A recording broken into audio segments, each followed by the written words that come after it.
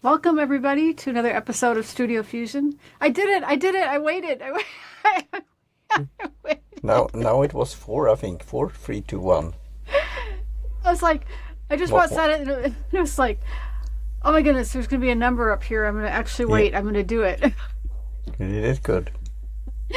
Thank you, Martin. So today our topic, I don't know that I'll think of a name of it, or we'll think, I should say we will think of a name by the time we're done. I was thinking odds and ends, but it was inspired by a question from our friend Gail. Oh, I forgot. I'm Deborah, and I am Martin. and we talk about all things related to podcasts, whether that's podcasting 2.0, where Martin is the expert, or standard, the basics, as I like to call them, or like sound engineering, things like that, where that's my area of expertise. And this topic is, I'm saying odds and ends, but I thought of it when Gail, our friend, Gail Gardner, shout out to Gail, she asked a question about the copyright message because she was, she's forever the editor, and she looked at the podcast site for one of my podcasts, and she said, well, you have it wrong because it's 2024 and this is 2025. And that's what got me thinking. On all my blogs, I always put the footer, because you know how on blogs you can have your footer and you can change it, you can make it dynamic, whatever. It just will always say whatever the copyright is. So, maybe you started your blog in what year did you start blogging, Martin? 2002. 2002. And then you could, of course, write from 2002 to the year that you're in. But I often did it the year it was in, and you have to, check when the first blog post was. And in a way, even if you haven't automatically done it or edited by yourself, still the copyright is valid, of course. I think so. Even if you write it or not write it. But it is this small, often you could see on an old site that it hasn't updated, that doesn't have a blog or an active blog. You see copyright, and then it's like 5 years ago, and then that's a bell ringing. It says they're not. Are you in the loop, or don't you have a control of your website? Maybe some other webmaster is doing that, or you have forgot it. It's so hidden sometimes. But it got me thinking as far as blogging versus podcasting, because I know that I spent a lot of time researching this as far as the podcast. And even though it's easy to think of the two as very similar, they both involve websites, they both involve content, all this kind of stuff. It's very similar. It was, where did I learn about this whole thing where it needs to be the year that you started and not updating? Because on my websites, I always try to make sure it's current, and I do that by saying like 2002 to 2025, or a dash, or something that kind of says, hey, I started at this time, but I am current. Because I want people to know I'm changing it, like you said, Martin, that I'm changing it all the time. But you know what?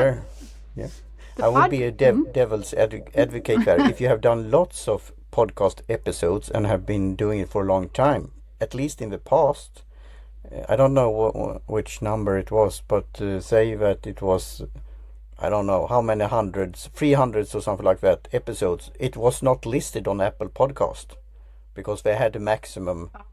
Yeah, so I remember that. It was like 300 or So it's a bit strange, but often it's we call it web host for sites and blogs, and you call it like your podcast hosting company or the sound hotel or whatever, audio hotel. And often they should have it in like default, some settings when you set up for your podcast. Somewhere it could be, because you could have copyright, but you could also put it in these Creative Commons, or because that in the future I think when, for example, you have a copyright, but how about the guests when you do the splits? Right. The content that they are saying, of course, they have copyright for, so it's all these questions popping up. Or if you have and then you have trademarks. Yeah, that's a whole other thing that people get that mixed up with copyrights and registered trademarks, which by the way is different. You can actually claim trademark. I learned this from a lawyer. You've met Tom. Tom taught this this 2 years ago. He was telling me you can go claim trademark. At least anything I'm saying is only what I've learned in the U.S. So I don't know for other countries, but in the U.S. you can claim the TM, the trademark, but you can't go put the R with the circle around it No. unless it's actually registered. So that was a good. I have never trademarked anything or copyrighted, but if you have been a long-time blogger, you could claim that if like the blog title or your nickname or whatever, or what you are writing under.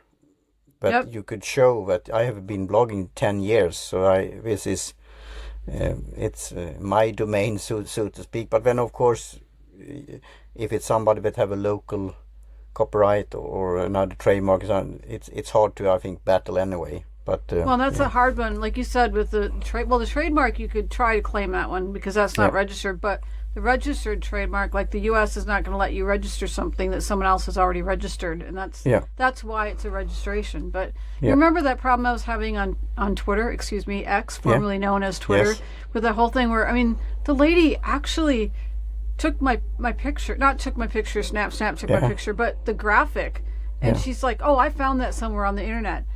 Excuse me, you found it because you grabbed it from my image, and fortunately X came through for me, because I went over to my wall where I have the only painting, because I know the lady that painted it for me. I took a picture of the painting, I sent it to X, and I took a picture of the registration of that painting because it's registered art, and I took a picture of the back where it's registered art and sent that to X, and they backed me up on it, so the lady had to remove it. But it was like, lady, you didn't just find this as stock photo. If you did, they're violating my rights as well. So that's where I learned all about this trademark and registered trademark and all that. And that may be some topic for the future, how you could check that. Probably different tools out there. But I remember I helped Jan Cox and Alan Forkum, Cox and Forkum, editorial cartoonist. That it was that they had a cartoon called the Bloggers Not, the Shakespeare quote similar, to do or not to do, blogging or not blogging. And then I saw it floating around that bloggers have used that and not giving them credit. So I could then direct them and make a comment on their blog and saying, do you know that you have used a cartoon here that is that's ours, and you need to give credit. So that's but that's a good thing, and also when you listen to it as a listeners, it could be good to know what kind of year and copyright it is. When you listen, I think that's the issue, because you could have a podcast and for certain reasons you could pause it, or you could take a break or not. And what do you do then between the years and the pauses? And it's good for the listeners to know when it's published. I think that sometimes it's pretty hard to see. You find something and you think it's fresh and new, but it's old, and you try to find the latest. So sometimes with this so-called the sites, maybe it's more common here in Sweden or Europe, but sites that collect RSS feeds and then put it together. Right. And sometimes it's hard to see when was it originally published. So that's something to think about also. Well, I know for the answering Gail's question, I gave her this big long answer, and I won't give the long answer that I gave Gail, because I was really I'm always in a detail-oriented, but anyway. But as you can imagine, because you know, Martin, that like the way I do the RSS, speaking of RSS, the RSS feed for the podcast, by the time the validity, and if you guys are wondering, you can go back to one of our earlier episodes, the valid RSS, the validity episode, and you can kind of get an idea. But by the time I go through all that process, I probably clicked I think 5 times. And then if you consider, if you're doing like 365 podcasts for a particular, or episodes for a particular podcast, and then you have to update the copyright for all of those, and you do 5 clicks on all of those, and then you've done 5 years. I mean, I was like 15,000 clicks, and I thought, I'm not doing 15,000 clicks. That's not counting the typing of the year, the pasting. That's no. Nobody's going to do that. Yeah. So I think that's why you've got this differentiation, because with blogging, you really can just change the footer in most websites, whether it's WordPress, whatever you're using, you can change the footer. But podcasting, we don't have to go in the whole description, but it's a little bit different as far as how it functions, because you have media file, the whole thing. But this I did remember, as I was explaining to Gail, all of a sudden it hit me. It's like, where did this come from? You researched this, Deb. What did you know, who was the authority? I got it from IMDb, because when I was putting this podcast, Studio Fusion, on IMDb, which it is there, guys, so you can look it up and you can follow it there. Cool. When I put Studio Fusion there, they asked for the year that the show started. And that was what they considered for the copyright. So that's why I thought the copyright for the show is when the show started. Now, if all of a sudden we decided that we were going to start Studio Fusion in Spanish in Spain, and we start that this year, that version is 2025. But I'm sorry, I was just listening to me. But the episodes themselves, each episode can have it has the date of the episode. But the show then has the origination date. Yeah, I've been thinking of that now when you're talking about it. I wonder how it is with the regular newspapers in paper format. That's often on the headline, or how do you call it, the masthead. They say it established this year or whatnot. But I don't remember if they publish it, because it's so often it is the date on the paper on the first page. If they put anything about that regarding copyright. So yeah, I don't know. I don't think it's something that's discussed a lot. I think no. You have to. I have something, Gail, but that's a bit curveball. But for the future, you have this Alby hub or node. Now I read in April they had a blog post about how you could have an RSS feed. Then also I am not personally so much for paywalls. I think it should be value for value.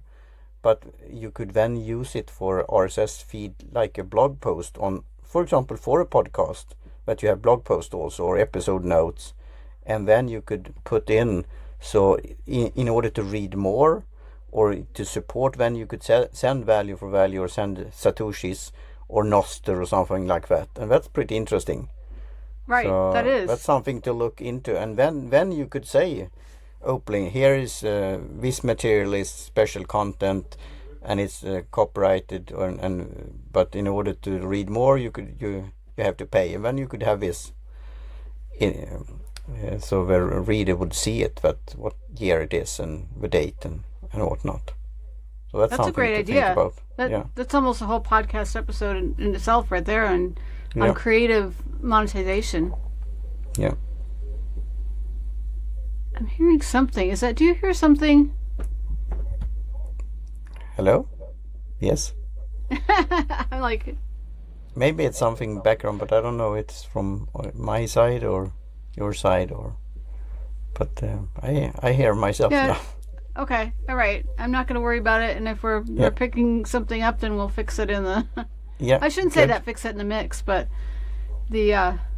So what are some other odds and ends that we should worry about? There's trademark, registered trademark. There's copyright. There's... Oh, you know what? Speaking of copyright, I found there's someone on TikTok who's using CZ Records, which, hey, whoever gets there first, but their coloring is very similar to ours. Their logo almost looks similar to... I'm not saying they stole our logo, but this is what kills me.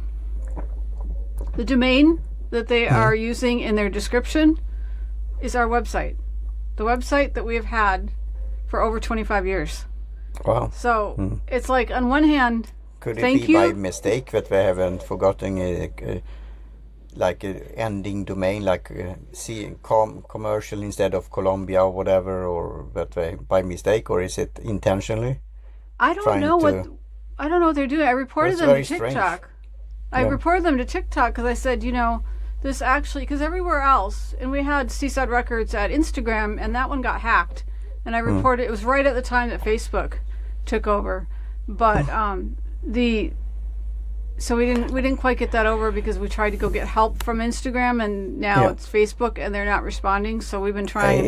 It's hard, and I think I wonder if it's maybe for bigger corporation and all with domain now, in order to cover everyone, you have to have lots of money or. But I remember back in the day as a blogger, it was a cool service that you could bookmark or have a placeholder of, like in my case, Lyceum, for example, on all kind of different social networks, and it was a service that you could do work yourself or with the help for a fee. So, but I don't think that's existing anymore. But that was pretty nice feature, because then you could see an overview of how many different social networks it was out there, and if your regular username was free or if it's already occupied. That was a handy service to be able to see that. Yeah, it was a couple of them out there back in the day, but then of course it's the business model. After time, it more and more different social networks, so it was hard to keep up.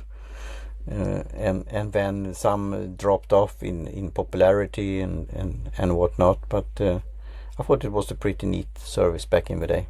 That was really, I liked using that service. I'd wish all these great services, but I think they were low cost or free. And then how did they support themselves as far as some monetization model?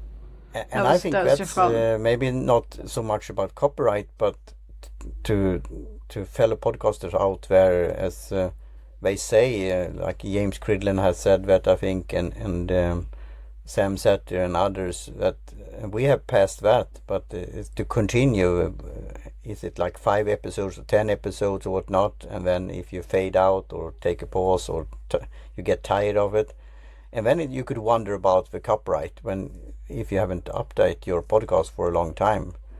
I mean, with books and other things, how many years are it that's when it's so-called public domain? Is it?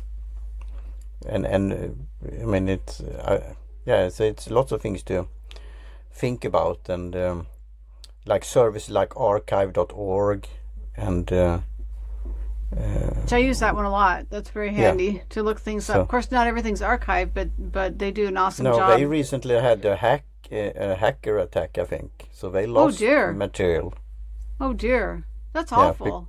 Things people do. In a way, here in Sweden, they had like a plan to document, have a archive and document everything that's online, like online publications and websites and newspaper and magazines, but I think it's hard to do that. But similar, it takes a lot of storage, tons of storage to do that. Because when we had our philosophical magazine, we had to send that to a certain university libraries in Sweden, because that they should have it in their archive. Right. Every publication that have been, and there it was with copyright, but and you saw it, and it could be that people could then loan it, borrow it, and read it at the library. So to answer your earlier question about the TikTok site, I really think that was out of ignorance. I think they were, because their motto was very similar to ours. Okay. And I think it almost seemed like it was wishful thinking, like it was a very new account. It was like wishful thinking of, this is what we want to be, and we would have this.com. And it's like they didn't, it seems like, I don't know this for sure, like they didn't bother looking it up to see if it existed.